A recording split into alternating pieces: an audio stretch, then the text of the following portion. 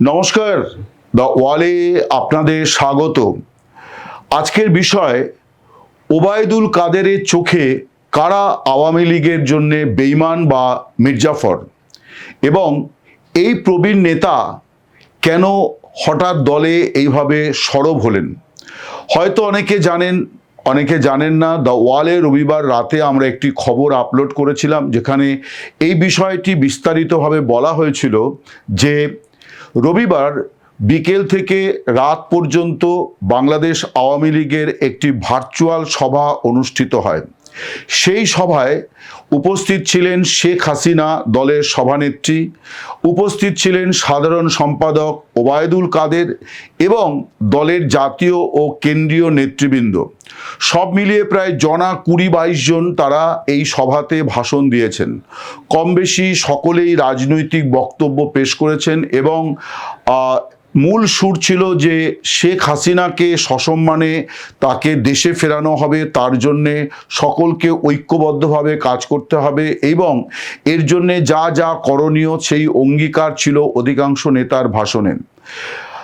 ওবায়দুল কাদের সাধারণ সম্পাদক হিসেবে যে ভাষণটি দিয়েছেন, সেখানে তিনি শেখ হাসিনার প্রভূত প্রশংসা করেছেন যে কিভাবে তিনি বাংলাদেশকে রক্ষা করেছেন, আওয়ামী লীগকে রক্ষা করেছেন।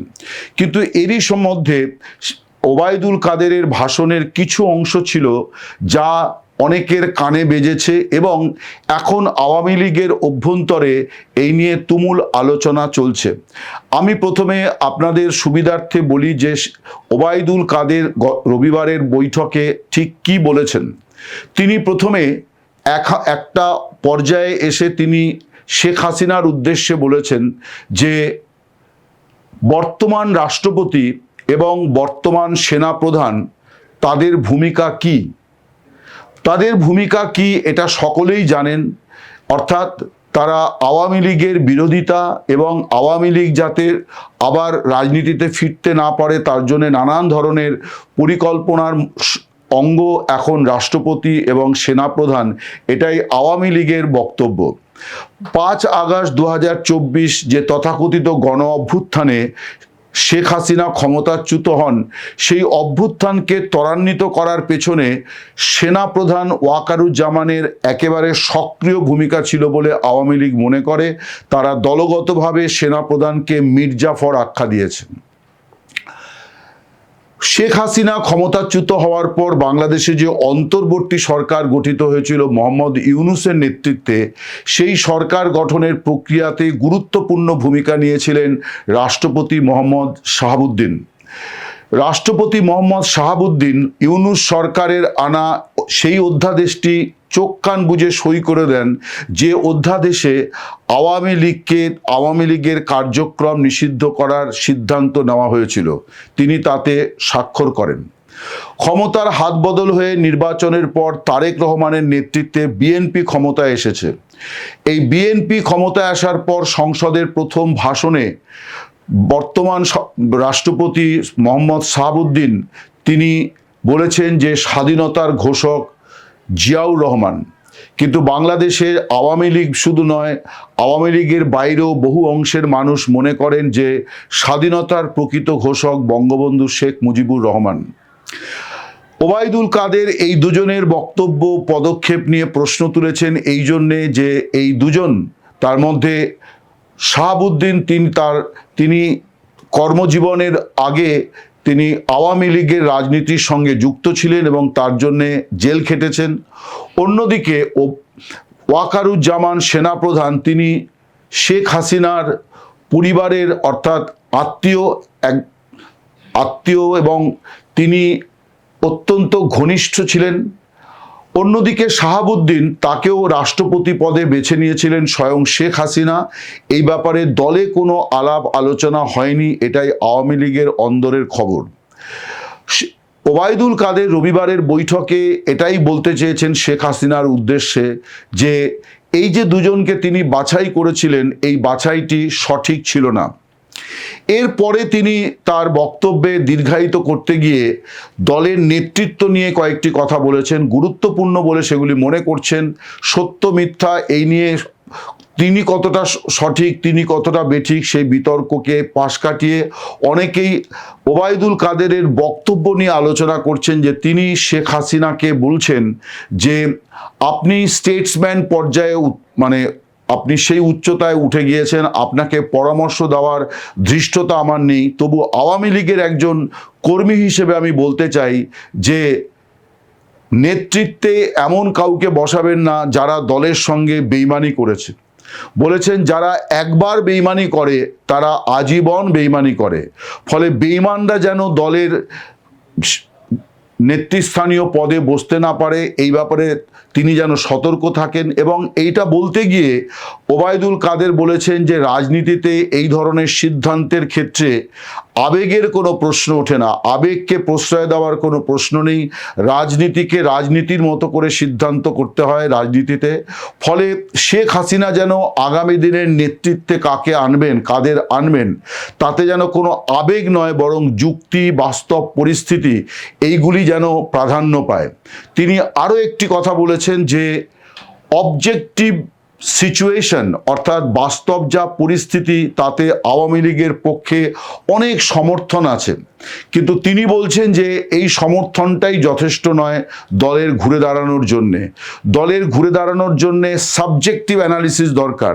এই সাবজেক্টিভ অ্যানালিসিস বলতে তিনি একেবারে নেতৃত্ব পর্যায়ে, ব্যক্তি পর্যায়ে, অর্থাৎ কার কি ভূমিকা, কে কতটা দলকে দিতে পারে, কে কতটা দলকে দিয়েছে, এই আলোচনাটা যদি না হয়, এই পর্যালোচনাটা যদি না হয়, তাহলে দলের ঘুরে দাঁড়ানো অত্যন্ত কঠিন বলে ওবায়দুল কাদের মন্তব্য করেছেন। মনে রাখতে হবে ওবায়দুল কাদের আওয়ামী লীগের টানা 3 বারের সাধারণ সম্পাদক। তিনি শেখ হাসিনার অত্যন্ত আস্থাভাজন না হলে এটা কখনোই সম্ভব ছিল না। সেই ওবায়দুল কাদের কার্যত দলের একটি প্রকাশ্য সভায়, যে সভাতে শ্রোতা হিসেবে সকলেরই যোগদানের সুযোগ ছিল, ফলে আওয়ামী লীগের সাধারণ নেতা কর্মী সমর্থক, আওয়ামী লীগের বাইরের মানুষ সকলেই এই অনুষ্ঠান শুনেছেন, অনেকেই শুনেছেন। তাদের উপস্থিতিতে শেখ হাসিনার উদ্দেশ্যে ওবায়দুল কাদের এই কথাগুলি বলেছেন এবং যা এক কথায় তিনি শেখ হাসিনার কিছু ভুল চিহ্নিত করেছেন, অর্থাৎ চলতি পরিস্থিতির জন্য শেখ হাসিনার কিছু ভুল সিদ্ধান্ত দায়ী, এটাও তিনি বকলমে বলে দিতে চেয়েছেন। মনে রাখা দরকার এই কথাগুলি তিনি এমন সময় বলেছেন যখন শেখ হাসিনা দেশে ফিরে যাবেন বলে ঘোষণা দিয়েছেন এবং আগামী 6 মাসের মধ্যে নেত্রী দেশে ফিরবেন বলে আওয়ামী লীগের তরফে ঘোষণা করা হয়েছে। ফলে এমন সন্ধিক্ষণে ওবায়দুল কাদেরের এই বক্তব্য নিয়ে আওয়ামী লীগের মধ্যে গতকাল রাত থেকেই কিন্তু তুমুল আলোচনা চলছে। যারা এই বক্তব্য শুনেছেন বা যারা ওয়ালের খবরটি দেখেছেন তারা সকলেই অনেকেই চমকিত, অবাক, বিস্মিত হয়েছেন যে ওবায়দুল কাদের এই কথাগুলি বলেছেন। এই বক্তব্য নিয়ে নানান আলোচনা আছে, অনেকেই সোশ্যাল মিডিয়াতে মন্তব্য করেছেন, অনেকেই ওয়ালের কাছে মন্তব্য করেছেন, অনেকে অন্যত্র দলের মধ্যে মন্তব্য করেছেন যে ওবায়দুল কাদের তার নিজের ভূমিকায় কি পরিচ্ছন্ন, তিনিও কি বেঈমানদের তালিকায় পড়েন না। অর্থাৎ বলতে চাওয়া হয়েছে যে তিনিও এক ধরনের মির্জাফরি করেছেন, তার কারণ শেখ হাসিনা তার উপরে চোখ কান বুজে দল পরিচালনার ভার দিয়েছিলেন এবং সেই কারণেই তাকে 3 দফা টানা সাধারণ সম্পাদক করা হয়েছিল। কিন্তু দল যে এত বড় একটি বিপর্যয়ের মুখে পড়ল, এই বিপর্যয়ের মুখে তারই কিন্তু দলকে রক্ষা করা, দলের পরিচালনার গুরুত্বপূর্ণ দায়িত্ব ছিল। তার কারণ শেখ হাসিনা দেশের প্রধানমন্ত্রী, ফলে সভাপতি হিসেবে তার দলকে বিরাট কোনো সময় দেওয়ার অবকাশ ছিল না, কারণ তাকে দেশ চালাতে হয়। সেই কারণেই তিনি ওবায়দুল কাদেরের ওপর চোখ কান বুজে ভরসা করেছিলেন। ফলে ওবায়দুল কাদের সাধারণ সম্পাদক থাকাকালীন গণ অভ্যুত্থান হয়েছে এবং দল ক্ষমতাচ্যুত হয়েছে, নেতাদের দেশ থেকে বেরিয়ে আসতে হয়েছে, স্বয়ং ওবায়দুল কাদেরকেও দেশ ছাড়তে হয়েছে এবং দলনেত্রী তথা প্রধানমন্ত্রী শেখ হাসিনাকে দেশ ছাড়তে হয়েছে। এই রকম পরিস্থিতি যিনি নেতৃত্বে থাকার সময় হয়েছে, তার এই ধরনের সমালোচনা বা এই ধরনের বক্তব্য উত্থাপন করার সুযোগ আছে কিনা, নৈতিক অধিকার আছে কিনা, এসব প্রশ্ন অনেকেই তুলছেন। প্রশ্ন হলো, ওবায়দুল কাদের বেঈমান বা আওয়ামী লীগের জন্য মির্জাফর বা বেঈমান হিসেবে চিহ্নিত করতে চেয়েছেন? স্পষ্ট করে কারো নাম দায়িত্ব নিয়ে বলা সত্যিই মুশকিল। তার কারণ এ ব্যাপারে শেষ কথা অর্থাৎ কোনো যে তদন্ত রিপোর্ট দলের কাছে আছে তা কিন্তু নেই। কাদা ছোড়াছুরি বরং অনেক বেশি আছে। অনেকের নাম বাজারে ভাসিয়ে দেওয়া আছে এবং বাংলাদেশের রাজনীতি শুধু নয়, এই উপমহাদেশের রাজনীতিতে এই নাম ছড়িয়ে দিয়ে কালিমা লিপ্ত করার রাজনীতি মানে বহু পুরনো রাজনীতি। বাংলাদেশ, ভারত, পাকিস্তান এই উপমহাদেশে এই ক্ষেত্রে আবার গোয়েন্দা বাহিনী বা প্রশাসনও একটা বড় ভূমিকা পালন করে। আওয়ামী লীগের 5-6 জন নেতার নাম গণ অভ্যুত্থানের পরই বিভিন্ন সংবাদ মাধ্যমে এসেছিল, এমনকি ভারতীয় মিডিয়াতেও লেখালেখি হচ্ছিল যে তাদের কেউ আমেরিকায় থাকেন, কেউ দেশেই আছেন, কেউ জেলখানায় বন্দি বাংলাদেশে এই অভ্যুত্থানের পর গ্রেপ্তার হয়েছেন। এরকম অনেক নাম বলা হয়েছিল যে যারা আমেরিকান ডিপ স্টেটের সঙ্গে যাদের যোগাযোগ ছিল, যারা জানতেন যে বাংলাদেশে কি হতে যাচ্ছে। এমনকি ওবায়দুল কাদের এবং দলের একজন যুগ্ম সাধারণ সম্পাদক সম্পর্কে এই কথাও বলা হয়েছিল যে তাদের সঙ্গে মার্কিন রাষ্ট্রদূত পিটার হাস তার বৈঠক হয়েছিল 2024-এর মার্চ মাস নাগাদ এবং সেই বৈঠকের কথা দল এবং শেখ হাসিনা জানতে পেরেছিল গোয়েন্দা সূত্রে। সেই বৈঠকের বিষয়ে যখন তাকে জিজ্ঞাসা করা হয়েছিল তখন ওবায়দুল কাদের নাকি শেখ হাসিনাকে জানান যে মার্কিন রাষ্ট্রদূত তাদেরকে এটাই বলেছেন যে সেন্ট মার্টিন দ্বীপ, এই সেন্ট মার্টিন দ্বীপ যদি আমেরিকাকে লিজ দেওয়া হয় তাহলে আওয়ামী লীগ নিশ্চিন্তে বাংলাদেশ শাসন করবে। শেখ হাসিনা যতদিন ইচ্ছে বাংলাদেশ শাসন করবেন, শুধুমাত্র ওই দ্বীপটি লিজ দিতে হবে। কিন্তু শেখ হাসিনা মুখের ওপর তখনই জানিয়ে দিয়েছিলেন যে এটা কখনোই তার পক্ষে সম্ভব হবে না। এবং শুধু তাই নয়, দলের একটি বৈঠকেও তিনি এই প্রসঙ্গ উত্থাপন করেন যে আমেরিকার তরফ থেকে এই ধরনের একটি শর্ত চাপানো হচ্ছে। আপনাদের অনেকের মনে থাকবে যে 2024-এর জানুয়ারি মাসের যে নির্বাচন হয়েছিল বাংলাদেশে শেখ হাসিনার প্রধানমন্ত্রী থাকাকালীন, সেই নির্বাচনের আগে আমেরিকার দফায় দফায় বাংলাদেশের ওপর নানান ধরনের বিধিনিষেধ আরোপ করছিল। এই বিধিনিষেধ আরোপের এক পর্যায়ে আসে এই শর্তটি যে শেখ হাসিনাকে যদি ক্ষমতায় টিকে থাকতে হয় তাহলে তাকে আমেরিকার সঙ্গে এই বিষয়ে একটি বোঝাপড়ায় আসতে হবে। কিন্তু শেখ হাসিনা জানিয়ে দিয়েছিলেন যে তিনি এমন কোনো প্রস্তাবে কখনো রাজি হবেন না। ওবায়দুল কাদের রবিবারের বৈঠকে এই প্রসঙ্গটি উত্থাপন করেননি, কিন্তু তিনি বলেছেন যে বঙ্গবন্ধু শেখ মুজিবুর রহমানের পর শেখ হাসিনা অর্থাৎ বঙ্গবন্ধুর কন্যা শেখ হাসিনা, যাদের দুজনের কেউই কখনোই দেশের ভূখণ্ড সার্বভৌমত্ব রক্ষায় কোনো রকম আপোষ করেননি, দুজনকেই মার্কিন প্রশাসনের তরফে সেন্ট মার্টিন দ্বীপের ব্যাপারে চাপ দেওয়া হয়েছিল। বঙ্গবন্ধুও রাজি হননি, শেখ হাসিনাও রাজি হননি। এখানে তিনি শেখ হাসিনাকে একটা বড় কৃতিত্ব দিয়েছেন তার এই দৃঢ় অবস্থানের জন্যে। কিন্তু আওয়ামী লীগে কারা বেঈমান, কারা মির্জাফর, কাদের কথা ওবায়দুল কাদের বলতে চাইলেন, এই নিয়ে নানান ধরনের আলোচনা আবার নতুন করে শুরু হয়েছে এবং পুরনো নামের সঙ্গে অনেক নতুন নামও যুক্ত হয়েছে। আমার কাছে নিশ্চিত করে কোনো নাম আমার জানা নেই, আমি অন্তত নিশ্চিত নই যে কতজন এবং তারা কারা কিভাবে এই ষড়যন্ত্রে লিপ্ত ছিলেন।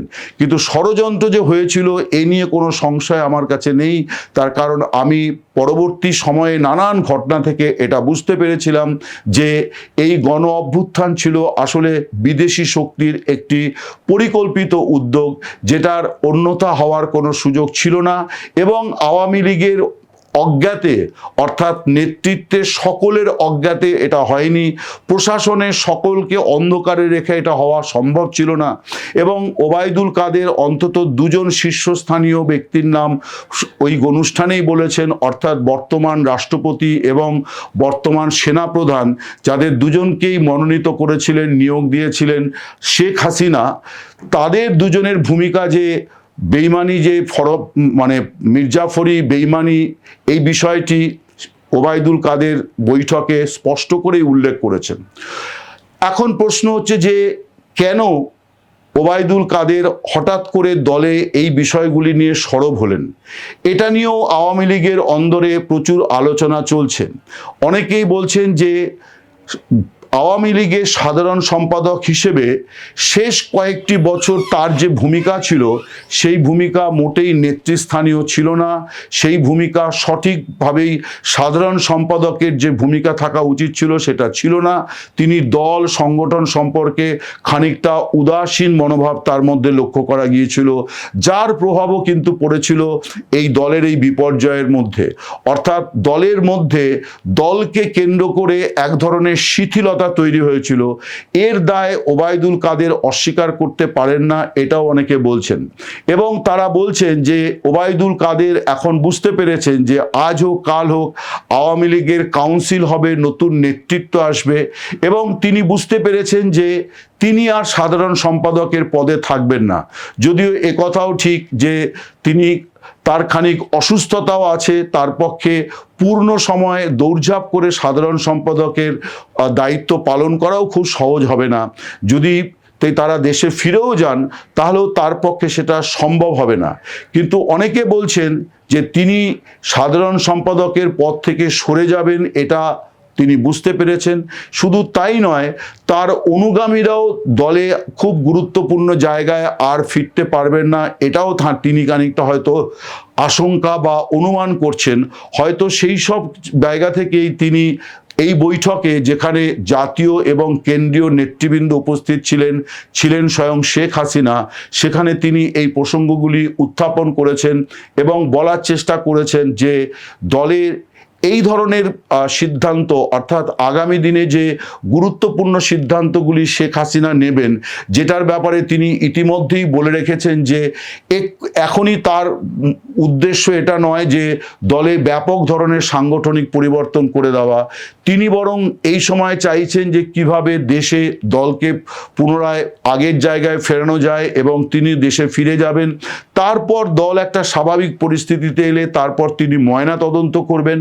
এবং একটি কথা তিনি নীতিগতভাবে বলেই রেখেছেন যে এই দুর্দিনে যারা দলের পাশে থাকলো, দলের জন্য যারা ঝুঁকি নিল, যারা জেলে গেল, যাদের অনেকে এখনো কারাগারে মনুষ্যতর জীবনযাপন করতে হচ্ছে, এই রকম নেতাকর্মী যারা এলাকায় থাকতে পারছেন না, এই ধরনের নেতাকর্মী যারা দলের জন্য কাজ করছেন দেশে বিদেশে, তারাই নেতা, এই মানে নীতিগত ঘোষণাটি তিনি করে রেখেছেন। কিন্তু এই মুহূর্তে দলে তিনি খুব বড় ধরনের কোনো সাংগঠনিক পরিবর্তন করবেন না এরকমই আভাস আছে। শুধুমাত্র সেই জায়গাগুলিতে তিনি সংগঠনকে নতুন করে সাজাতে বলেছেন যেখানে দীর্ঘদিন কোনো পদ শূন্য, বা যেখানে কোনো সংগঠন নেই, সাংগঠনিক কমিটি নেই, এবং যেখানে সাংগঠনিক কমিটি নিষ্ক্রিয় বা কমিটির অনেক সদস্য মারা গিয়েছেন বা জেলে আছেন বলে সাংগঠনিক দায়িত্ব পালন করতে পারছেন না, সেই জায়গাগুলিতে তিনি নতুন করে কমিটি গঠন করতে বলেছেন। কিন্তু জাতীয় এবং কেন্দ্রীয় স্তরে বড় ধরনের পরিবর্তন করার কথা তিনি এখন ভাবছেন না। ফলে এই রকম অবস্থান নিয়ে শেখ হাসিনা যখন গোটা দলকে ঐক্যবদ্ধ করার বার্তা দিচ্ছেন, তখন ওবায়দুল কাদের কেন নেত্রীকে এই পরামর্শ দিলেন যে বেঈমানরা যেন দলের নেতৃত্বে আসতে না পারে, এই বিষয়টি আপনাকে বিবেচনায় রাখতে হবে। এটা নিয়ে আওয়ামী লীগের মধ্যে বিস্ময়, সংশয় সবই আছে। নমস্কার, শুভরাত্রি, সকলে ভালো থাকবেন।